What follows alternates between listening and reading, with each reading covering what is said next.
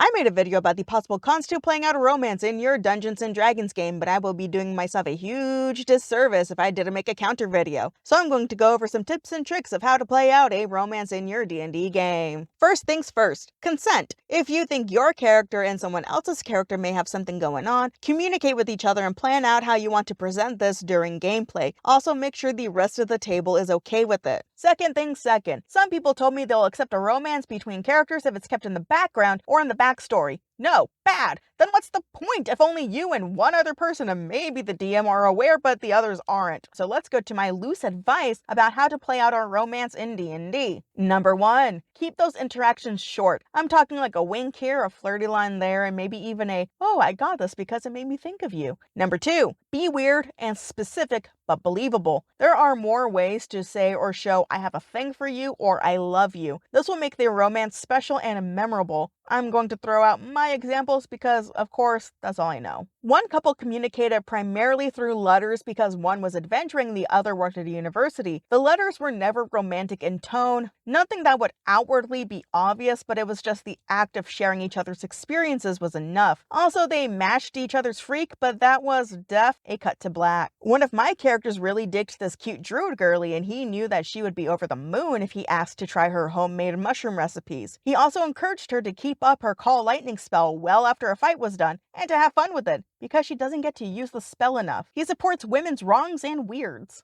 Friend's character is elbow deep in their love interest's chest cavity for medical reasons, and both my friend's character and the other character thought that was neat. A tabaxi who was a single dad landed an ancient 9-foot-tall fighter wizard multi-class lady by being a funny little guy. She always rolled with his jokes and japes and threatened to throw this arcane trickster rogue cat at her enemies. He was more than happy to get thrown and do some damage. The tabaxi's son always thought this was cringe. And finally, tip 3. Do not ignore the rest of the party or the quests for the sake of the love interest. The romance is supposed to add texture to your adventure, not override it. Make the courtship part of the story, and if you're a DM, make that courtship part of the stakes. If the romanceable character is an NPC, make them part of the story. Keep them relevant to the overarching plot so there's a believable reason for the player to keep meeting up and interacting with this person. If the romanceable character is like some bartender from session 5 who never leaves their town and the party is currently in session 40 in a totally different country and the stakes involves saving a whole city from being dragged into the abyss, then the player character has no reason to daydream about the cute bartender. Anyways, thanks for watching. Remember to smooch that NPC and have a magical day. Bye-bye.